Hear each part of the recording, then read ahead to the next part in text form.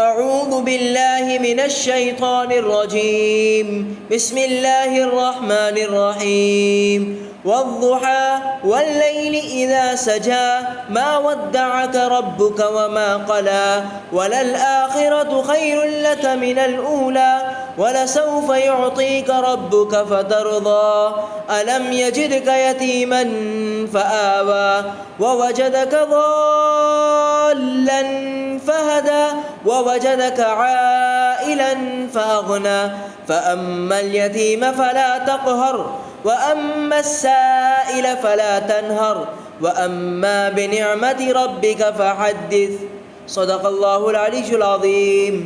ترجمہ: شروع اللہ کے نام سے جو سب پر مہربان ہے، بہت مہربان ہے۔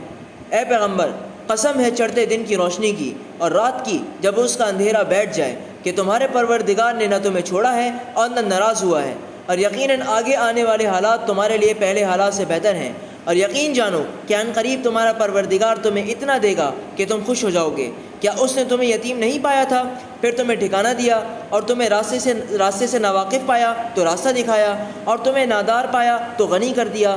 اب جو یتیم ہے تم اس پر سختی مت کرنا، اور جو سوال کرنے والا ہو اسے جھڑکنا نہیں، اور جو تمہارے پروردگار کی نعمت ہے اس کا تذکرہ کرتے رہنا۔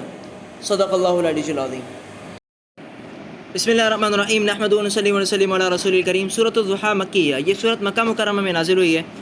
اس سورت مبارکہ کے اندر آیت نمبر 3 کے اندر اگر ہم دیکھیں کہ تمہارے پروردگار نے نہ تمہیں چھوڑا ہے اور نہ ناراض ہوا، اس آیت کا پس منظر اگر ہم دیکھیں تو نبوت کے بعد شروع میں کچھ دن ایسے گزرے جس میں رسول اللہ صلی اللہ علیہ وسلم کے پاس کوئی وحی نہیں آئی۔ اس پر ابو لہب کی بیوی نے تانا دیا کہ تمہارے پروردگار نے ناراض ہو کر تمہیں چھوڑ دیا ہے۔ اس پر یہ سورت نازل ہوئی۔ ضحیٰ عربی میں دن چڑھنے کے وقت جو روشنی ہوتی ہے اس کو کہتے ہیں۔ اللہ تعالیٰ نے پہلی آیت میں اس کی قسم کھائی، اس لیے اس سورت کا نام سورۃ الضحیٰ بھی ہے۔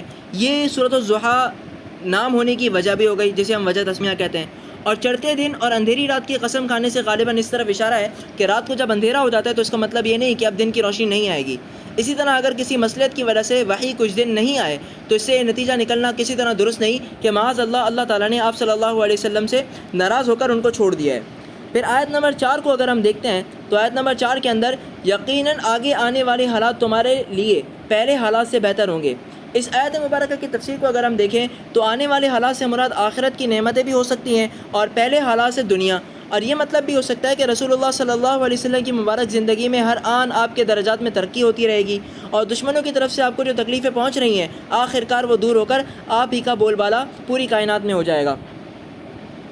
اس کے علاوہ آیت نمبر 6 کو اگر ہم دیکھیں، کیا اس نے تمہیں یتیم نہیں پایا تھا پھر تمہیں ٹھکانہ دیا، اس آیت مبارکہ کی تفسیر کو اگر ہم دیکھتے ہیں تو رسول اللہ صلی اللہ علیہ وسلم کے والد آپ کی پیدائش سے پہلے ہی وفات پا چکے تھے، اور والدہ کا آپ کی کم عمری میں انتقال ہو گیا تھا۔ اللہ تعالیٰ نے آپ کے دادا عبد المطلب اور آپ کے چچا ابو طالب کے دل میں آپ کی ایسی محبت ڈال دی کہ انہوں نے آپ کو اپنی اولاد سے بھی زیادہ عزیز رکھ کر پالا۔ یہ آپ کا بول بالا ہونا اس سے ثابت ہوتا ہے۔ اس کے بعد آیت نمبر 7 کو اگر ہم دیکھتے ہیں، اور تمہیں راستے سے ناواقف پایا تو راستہ دکھایا، اس کی تفسیر میں مولانا تقی عثمانی صاحب رحمۃ اللہ علیہ لکھتے ہیں یعنی آپ وحی نازل ہونے سے پہلے شریعت کے احکام سے ناواقف تھے، اللہ تعالیٰ نے وحی کے ذریعے آپ کو شریعت عطا فرمائی۔ نیز بعض روایات میں کچھ ایسے واقعات بھی بیان ہوئے ہیں جن میں آپ کسی سفر کے دوران راستہ بھول گئے، اللہ تعالیٰ نے غیر معمولی طریقے پر آپ کو راستے پر لگا دیا۔ ہو سکتا ہے کہ اس آیت میں اس واقعے کے کسی واقعے کی طرف اشارہ ہو رہا ہو۔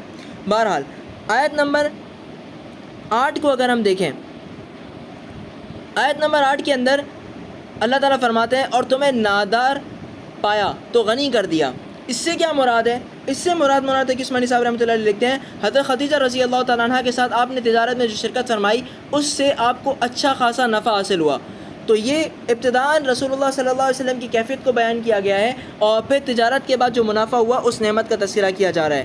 پھر آیت نمبر اگر ہم 10 کو دیکھتے ہیں تو آیت نمبر 10 کے اندر اللہ تعالیٰ فرماتے ہیں اور جو سوال کرنے والا ہو اسے جھڑکنا نہیں، جو آپ سے مانگ رہا ہو، جو آپ سے طلب کر رہا ہو تو اسے جھڑکنا نہیں۔ تو اس سوال سے مراد وہ شخص ہے جو مالی مدد چاہتا ہو اور وہ بھی جو حق طلبی کے ساتھ دین کے بارے میں کوئی سوال کرنا چاہتا ہو، دونوں کو جھڑکنے سے منع فرمایا گیا ہے۔ اگر کوئی عذر ہو تو نرمی سے معذرت کر لینی چاہیے، نہ کہ اسے جھڑکا جائے تاکہ وہ اس سے بددل اور بدظن نہ ہو جائے۔ اس سے بچانے کے لیے اللہ رب العزت نے حکم دیا اور ان سے نرمی کا معاملہ پیش آنے کے بارے میں فرمایا۔